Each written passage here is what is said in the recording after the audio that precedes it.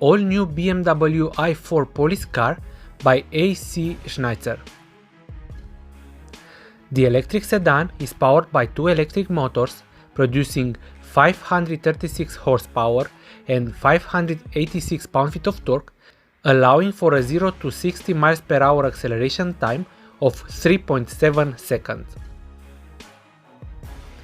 The battery has a capacity of 84 kWh and offers a range of up to 240 miles.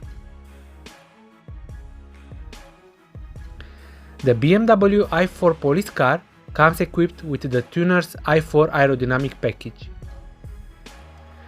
This package includes elements like a front spoiler, front splitter, front side wings, rear roof spoiler, carbon rear spoiler and rear side wings.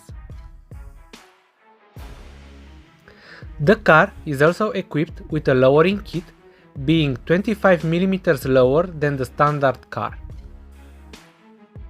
To match the sporty stance, the electric Bimmer also comes with new 20-inch wheels, equipped with Hankook Ventus S1 Evo 3 tires.